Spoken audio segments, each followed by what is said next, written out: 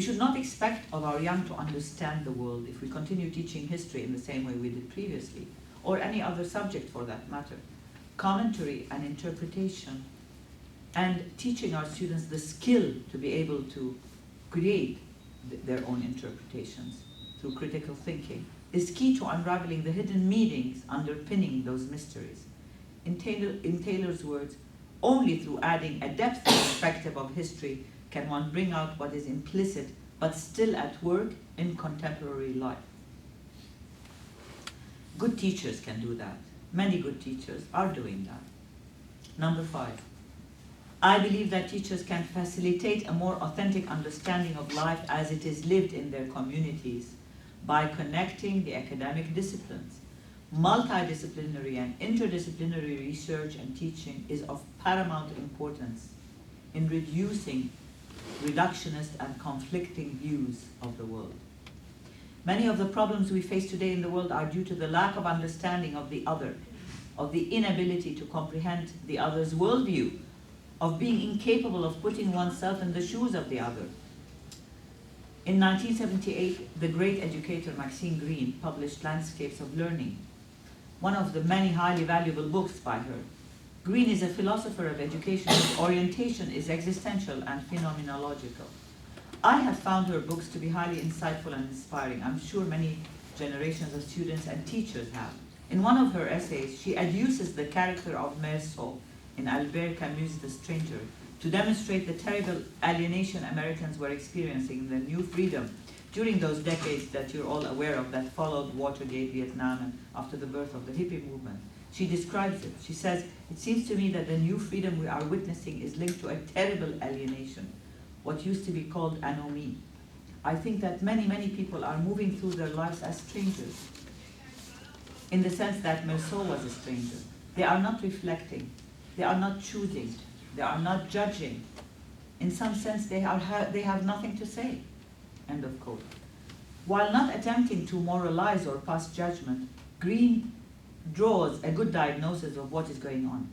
She describes the divorce rate, the change in sex roles, the alterations in family life, the proliferation of violent movies, and the need for them as undertakings of people seeking immediate thrills, having to do with the satisfaction of immediate needs, the need to feel alive rather than numb. She says, and I quote, "Few undertakings rest upon actual face-to-face communication among distinctive individuals trying to interpret their intersubjective lives. Frequently, they are responses to discouragement within the social world as it exists." End of quote. Even in individuals' attempts at self-mastery through exercise, the long-distance runner or the practitioner of Zen, Greene sees that, again, without attempting to condemn or moralize, as a choice of the private passions as alternatives to membership, as alternatives to existence in community. End of quote. Then she takes us to what she describes as the moral life. And I love that passage. The moral life is not necessarily the self-denying life, nor the virtuous life, doing what others expect of one, or doing what others insist one should do, or to do. It can best be characterized as the life of reflectiveness and care, the life of the kind of wide awakeness associated with full attention to life and its requirements. I have an active attention in mind to life in its multiple phases, not the kind of passive attention in which one sits and stares. In active attention, there's always an effort to carry out a plan in a space where there are others, where responsibility means something other than transcending one's own speed or one's own everyday. A person is not simply located in space somewhere. He or she is gearing into a shared world that places tasks before each one who plays a deliberate part. It is only in the domain of human expectations and responses that individuals find themselves moved to make a recognizable mark, to make a difference that others see. And so they trace out certain dimensions of the common space that are relevant in their concerns. That is a very elegant and graceful description of what teachers do, I think. What everyone in this hall is doing in their lives. She adds, "It seems eminently clear that the freedom of wide awakeness has to be expressed in intentional actions of some kind, the one who drifts, the one who believes that nothing matters outside his or her own self-preservation, can hardly be considered to be free. It is of course not sufficient to be formally free, to know one is entitled not to be tampered with or to be protected by law. The possibility of freedom has always to be acted upon. It is grounded in our being what we are and not mere imitators of each other. And so it has to be continually achieved. This cannot happen in a vacuum. Situations must exist or be created that will permit the release of individual capacities, that will permit persons to identify themselves. To identify the self is in a sense to understand one's preferences. To understand them is to be able to reflect upon them in the light of some standard, some set of values, some norm. The individual who doesn't choose, who simply drifts, cannot, from this additional vantage point, be considered free. Well, yeah.